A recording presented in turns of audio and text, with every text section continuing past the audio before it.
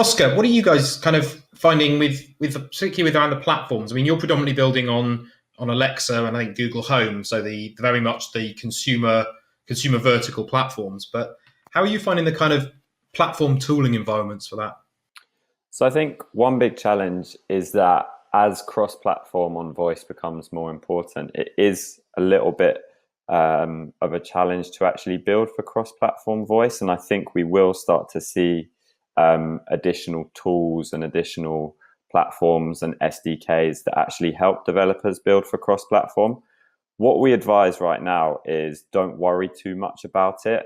If you want to build for voice, just focus on Alexa because it's got the kind of biggest user base, and learn the lessons for voice on one platform, and then at a later date you can expand it to Google, you can expand it to Cortana if you want. But I think cross-platform going forward is going to be really important, and right now it is a bit of a challenge. To give you an example, with the Google Home device and Google's platform, it's actually very confusing as a developer because there's actually two different ways you can build Google Actions. You can either use API.ai, which in itself is its own kind of bot platform, or you can just use the Google Actions SDK and set it up that way. And if you're a brand, there's like a lot to digest there. So that is a big, I think, blocker to people really scaling their voice apps across all of the different platforms. And I think we will see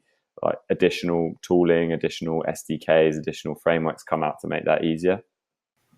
I guess it's a little bit like it was with mobile apps. Well, probably now 10 years ago, when we had iOS and Android, and you had to build for one and then the other, and then we started to see things like PhoneGap and these kind of platforms for building certainly the simpler stuff, where actually you can build a single. There's probably an interesting market there for a PhoneGap of voice platforms or something. There is a lot of stuff you can reuse across the different platforms, like the things I've talked about so far around making sure your content is voice ready, so that the content that the digital assistant responds with makes sense over voice. All of that stuff you can reuse from platform to platform, and all of those learnings you can get from just one platform. But I definitely think there's an opportunity for those types of tools.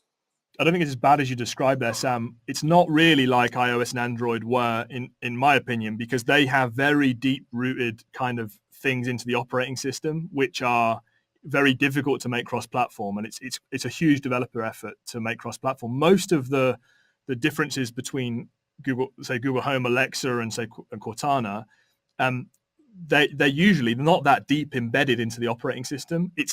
I know for at least porting Alexa to Cortana skills, it's actually they've tried to make it as simple as possible and as easy as possible. So whilst there probably is an opportunity for someone to make it even simpler, I don't think we're really in the problem space that we were with mobile apps with iOS and Android. It's not that different. They're not that different. It's still an interface, isn't it? It's what you just pass back and forward, kind of.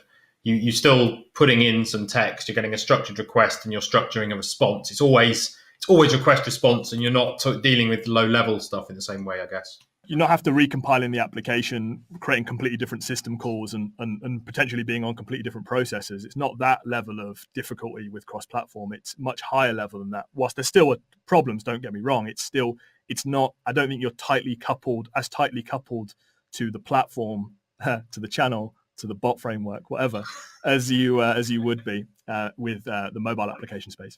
I think it's less around porting your applications. We've actually ported quite a few Alexa skills over to Cortana, and you guys have made that really easy, actually. I think it's more about what you do after your voice app is live. So what we find on our client projects is that as soon as you get your voice app live, that's just the beginning, and that's where you start to get real insight into what people are doing, why people are frustrated, and you can update any back-end code or back-end logic. That's fine to update cross-platform because you can just do that. Where the challenge comes in is if you want to update a portion of the voice model on the Alexa developer portal, and then you want to also do that for your Google action that's built through API.ai, and then you also want to do that for Cortana.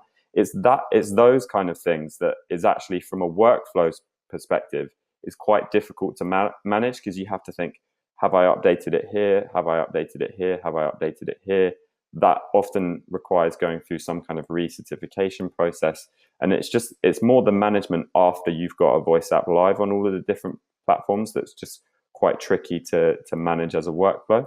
I mean, do you find it then, presumably you manage them as separate, although they may be doing the same thing, they're actually separate apps, packages, skills, whatever you want to call them, and they have to have their own, and you may not have, so you may get different versions if you're like, oh, that feature's live on Alexa but not live on Cortana yet, or... Yeah, so we always try and share as much of the kind of back-end logic as we can, because a lot of it can be reused. But yeah, definitely the kind of, however you define the voice model inputs that you give over to Alexa or Google or Microsoft, those things we keep separate. Yeah, well, one of the things I found, Spell, is that the tooling, particularly around building those voice models and things, a lot of them seem to be very...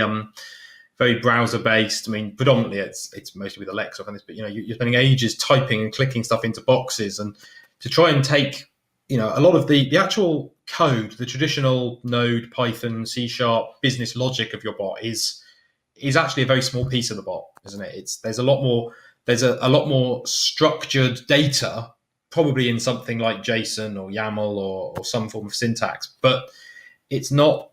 You can't easily just check that into GitHub and check it out and run a build. You have to copy and paste a lot of it in. Do other people sort of find that? Or? Yeah, definitely. I think that's a big challenge, and I think I'm sure there are some solutions to that on the horizon, because it does slow people down as they're making updates and making their bots and their voice apps better.